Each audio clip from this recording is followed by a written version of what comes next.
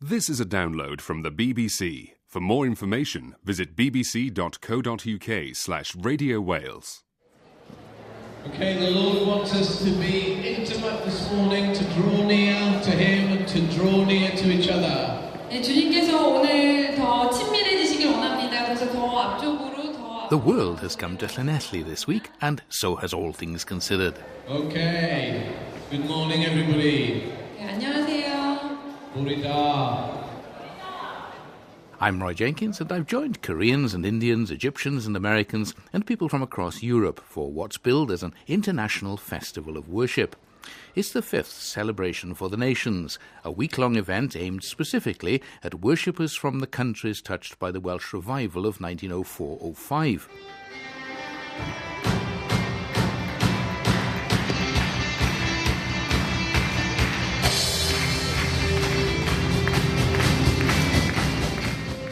Here for an intensive programme of prayer meetings and study sessions, open-air events and seriously loud worship.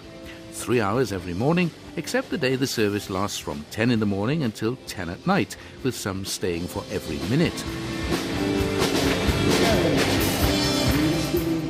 Llanelli is the venue because it's just a few miles from Loughor, the home of the revivalist Evan Roberts, but also because it's the base of Nations, a training organisation for mission workers in many different countries. And it was Nations Director Gail Dixon who had the original inspiration for the event. Celebration for the Nations is something that has come about in the last few years, and it really surprised me because my whole emphasis has been on training.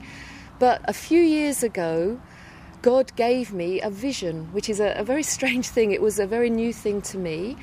But I saw this incredible water, and I knew that it was something from heaven, not from earth.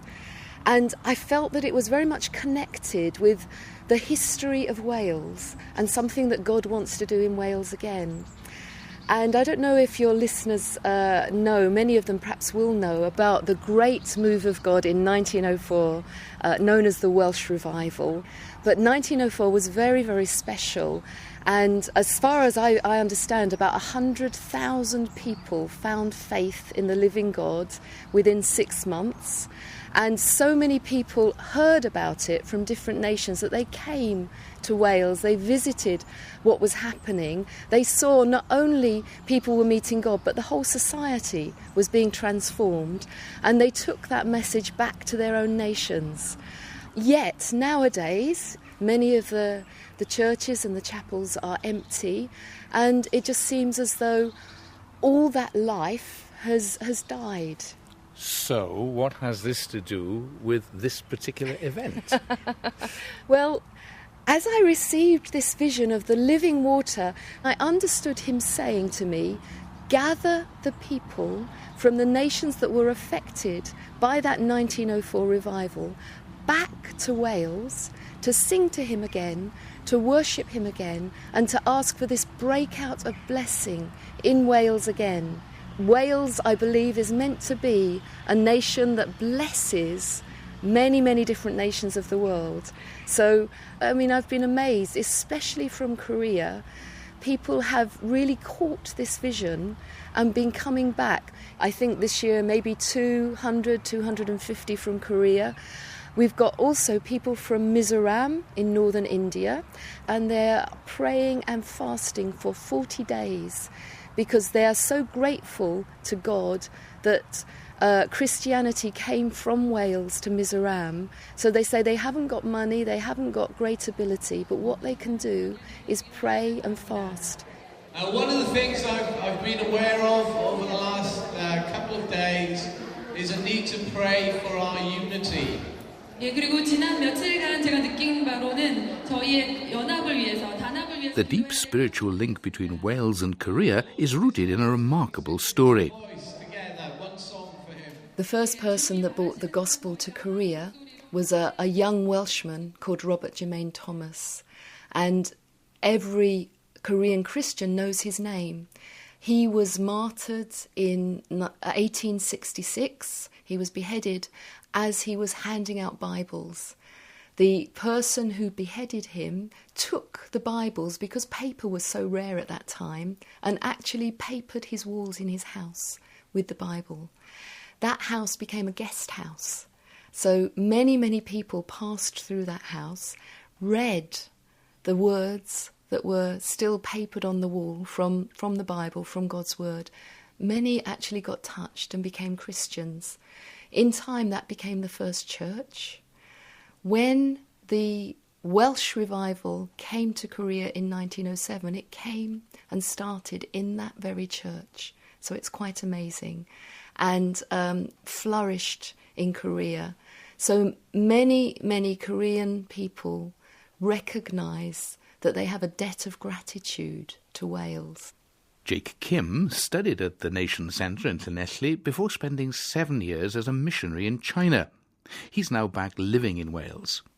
I was here from year 2001 till year 2004 for 3.5 years, and I had my training. I mean, it completely changed my life, and I feel like Wales is my second home. I left Korea 10 years ago, and this time I came back in March this year. It feels like I'm coming back, to my own home, my father's land, and I get very emotional when I talk about Wales, because it really changed my life and really touched deeply. Everything, about me has changed here. Yeah, I can tell you that. Yeah.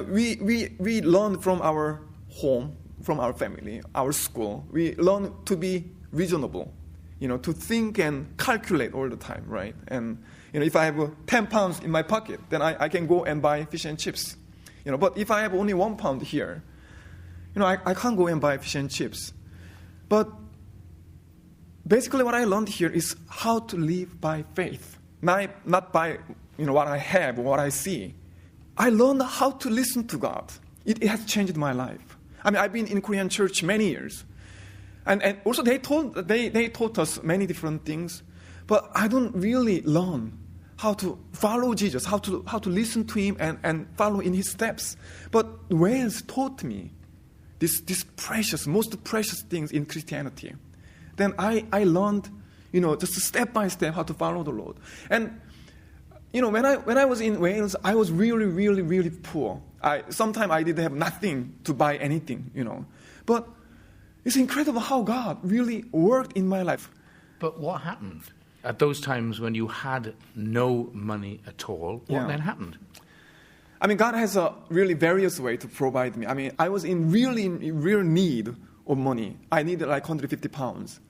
Then I had no money. I mean, just 2 days I need to pay this rent. I was staying in 6-day hostel. I need to pay the hostel fee. Then I had no money. I have no place to get the money, and no one knew that I need money that time. So I was really praying, Lord, give me money, give me money. I mean, I found myself praying all the time about money. And one night, I joined this prayer meeting, and I started praying. And again, I was praying for money. Then suddenly God spoke to me. Jake, why are you praying from fear? Do you understand? If we don't have money, we have fear in me. I mean, our security comes from our money, really, sometimes. And God spoke to me, if you are going to pray from your fear, do not pray. That was the first time I learned God can tell me, do not pray. It was so touching. I was just crying and crying there because I knew that I was praying from my fear. Then I decided not to pray about money. And the very next day, I found an envelope, in the post box. And I didn't know who sent it, but I just opened it, and there was 100 pounds.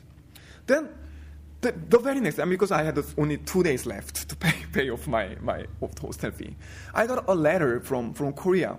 And the lady who sent this letter, I met her very, very briefly.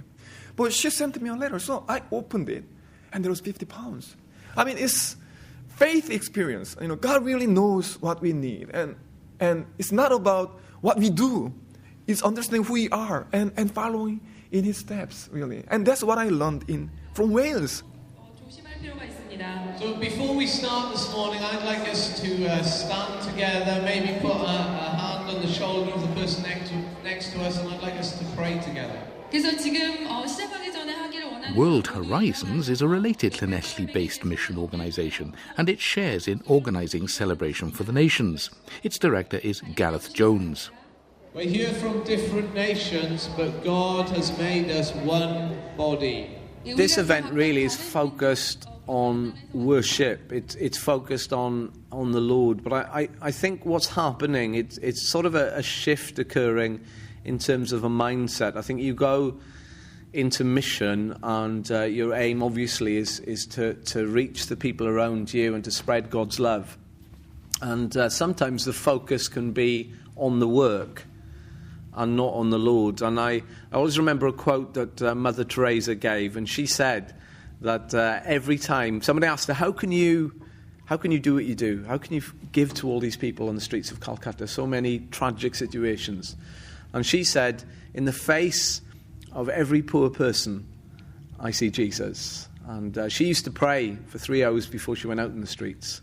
And I think really what this does is focus us on Jesus. And actually it's not about the need, it's about Jesus. And it's about Jesus having the ability to meet the need. So I think what it does is create that celebration of actually God is able. Let's focus on him. And as we focus on him, somehow he is able, and through us he is able to meet the great need that's out there. Here are people coming from a variety of countries. They're coming to Wales. What do you think they think about the churches and the general situation that they encounter in Wales? What do they go home with? That's a good question. I think I travel a lot as part of what I do with World Horizons, and I always remember one quote from a guy in Ethiopia. He was an older gentleman who had gone through persecution, the communist era in Ethiopia, and he said to me, I know Wales. He said, I've read a book about Wales. It's about the Welsh revival, he said. And next came the question. He said, is it still going on? And I felt quite saddened in my heart, and I said, no, it's not. And in fact, the church in Wales has been struggling. And he was quite surprised at this, because in Ethiopia the church is growing very quickly. And I think as people come, I think some people are shocked to see many buildings that are empty. And they drive past and they say, what's happened to this building? Or where's the church here? But I think as they come, they become aware that there is a need in Wales. And I think I personally believe in terms of the celebration, what's happening, if you like, from the Welsh revival, the wave went out to many nations. And then that wave came back. And the wave coming back is the people, the Koreans, the people from Mizoram, coming back to Wales and wanting to bless Wales. And I think we can gain from their enthusiasm, their devotion. And I think, our prayer is some of that will rub off on the Welsh people, on the Welsh church, on the Welsh young people, and again we'll see a great move of God in Wales. But in reality, very few people in Wales would even have heard of this event or of the organisations behind it. Gail Dixon. Yes, I think one of the things that God put in our hearts initially as we were starting was that we were like a tender shoot. There's something in Isaiah 53 that talks about Jesus, and it says that he grew up like a tender shoot before the Lord. And the Lord's been speaking to us for years that the root work of what we're doing is very, very important. But just now, we're beginning to feel that it's springtime for us in the Lord's kind of seasons, and the shoot is beginning to come above the ground. So we're not seeking publicity, really. We're seeking to obey and to walk with God, and for him to bring the right people to us at the right time. One of those people is Korean pastor Suk Hwang Yang, who's moved to Wales to lead a team working alongside churches across the country. I came here 2007, the first celebration. When I attended the second celebration in 2008, God changed my life. I came to Wales to pray. Where could I go? I want to ask God to stay here. And just one service changed my life. When I attended a Sunday service in Swansea, we started to sing Korean blessing song. And when we started to sing in Korean, the congregation was all worship people. But when we started to sing, they started to cry. Yeah. And the atmosphere was changed. And God's presence was there. So I felt when Korean and worship people meet, God pleased. God pleased. God is pleased. Now, tell me, how long have you been in Wales now? Yeah, for 3 years. For 3 years. Yeah. And what have you been doing? Yeah, I'm a leader of Celebration Mobile Team. We move around 2 ways. Usually from Monday to Friday, we continually worship. Morning worship, morning prayer, and after that we take some Bible lectures. And after that we sharing our lives and meditation and evening prayer and do something. After that, on Saturday, we go to the street and start to praise and worship. And we do some evangelism. And after that, on Sunday, we visit to church. Yeah, Welsh church. Where in Wales do you do these things? Whole Wales. West part, north part, east part, and central Wales. Yeah, Pembroke, Anglesey, Bangor, Carnarvon, Swansea, Llanelli, Kidwelly, and Carmarthen, Ammanford, Bangor. Yeah, Bangor like again. that. Yes, Yeah. you've been around. Holyhead. Yes. Yeah. Now then, what reaction do you get from people in Good Wales? question. Yeah, okay. When we knock the door of house, people usually they were in the house, but they didn't open their door. But we started to sing in the town center. People came to us, and they started to answer. Yeah, what are you doing? What mean is this song? And we took some opportunity to share gospel. One last question. Yeah. Who pays for you to be here? Yeah. Where does the money come from? Yeah. Until now, I paid all the money, my own. You're a very rich man. No, not rich man. 그 전세금을 정리하고 왔다고. 집 판 거 아니에요? 예. I sold my house in Korea, and until now I use the money. No church supports me. Yeah, but I am praying. Yeah.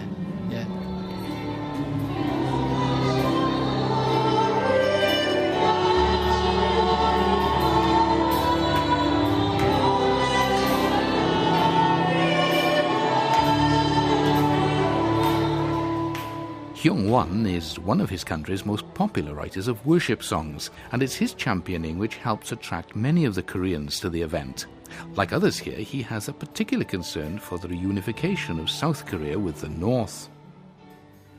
Actually, I didn't think about at all when I was a high school student. But when I began to write songs, in special ways, God gave me some songs for North Korea. And it's kind of an enlightenment for me.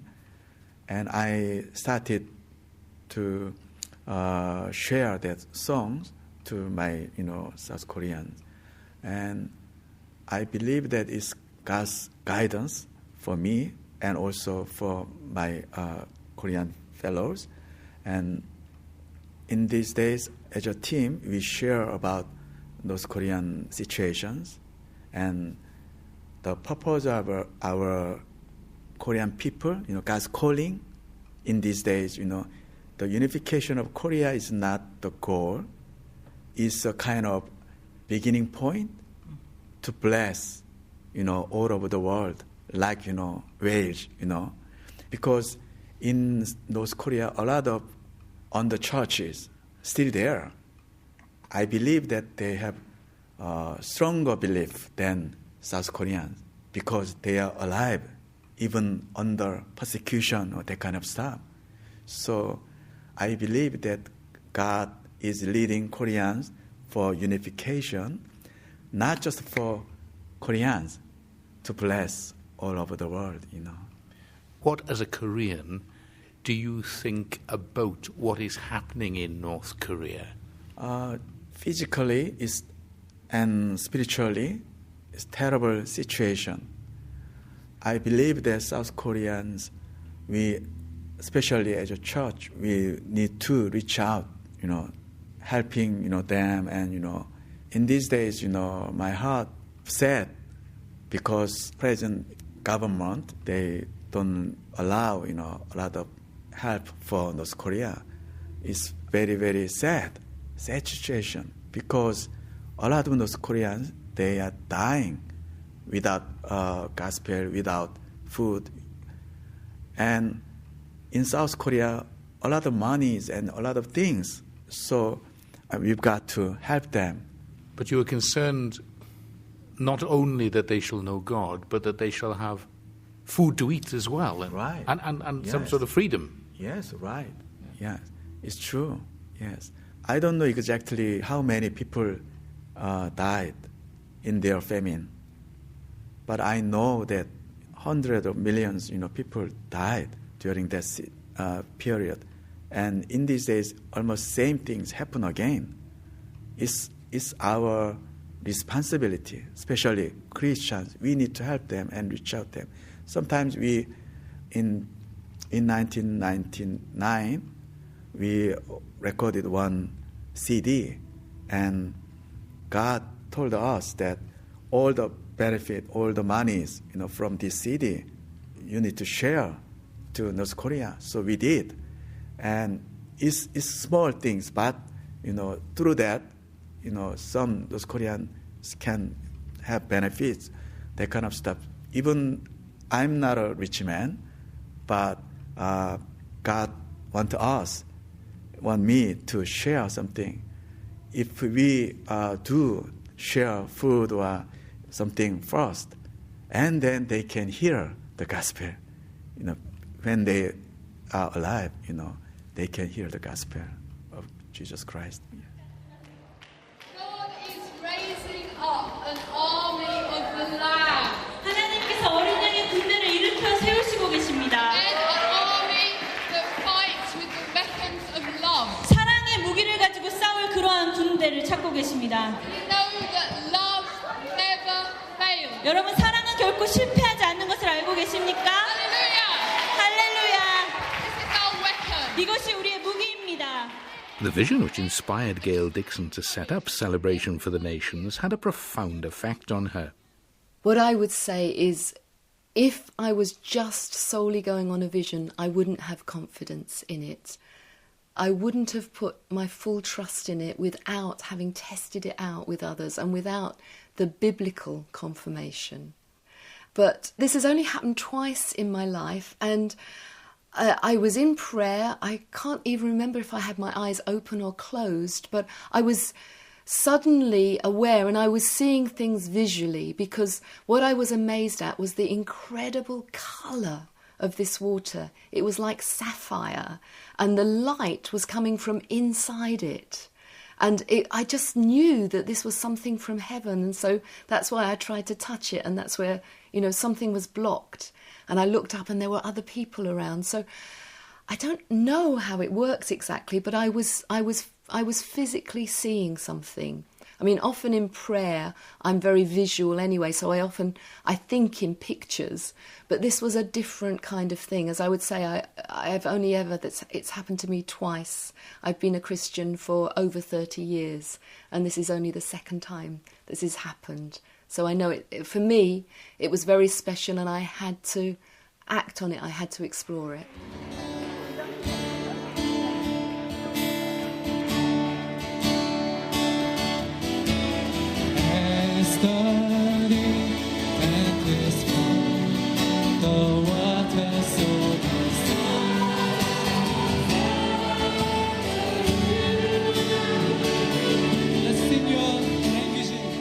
For me, it's been a privilege to receive these visions and to work out of them, and it's been life-changing, and it's been for a lot of the time a real joy and excitement, especially as I see the fruit coming out of them.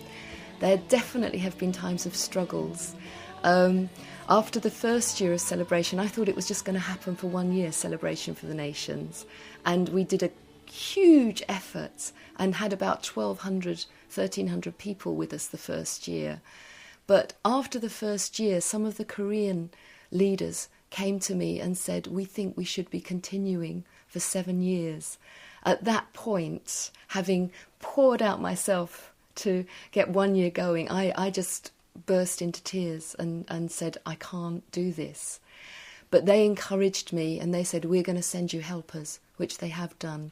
And it has been a joy. It's hard work and struggling sometimes, many, many different issues, but I really have enjoyed. And for me personally, it's given me a deeper appreciation of worship and how beautiful it is to worship God and how central it is to his purposes, because actually that's what we're going to be doing in heaven as well. So it's changed even the way my own personal relationship with God expresses itself.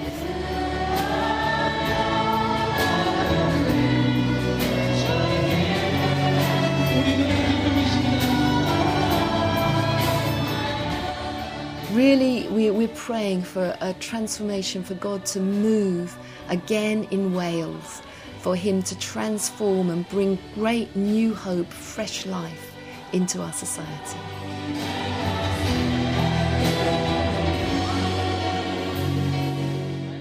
My thanks to Gail Dixon and to all who've welcomed us to Llanelli. Don't forget that if you want to hear the programme again or download the free podcast, you can do so via our webpage at bbc.co.uk/RadioWales, which is where you can also get further information. All Things Considered will be here at the same time next week, but meanwhile, from me, Roy Jenkins, goodbye.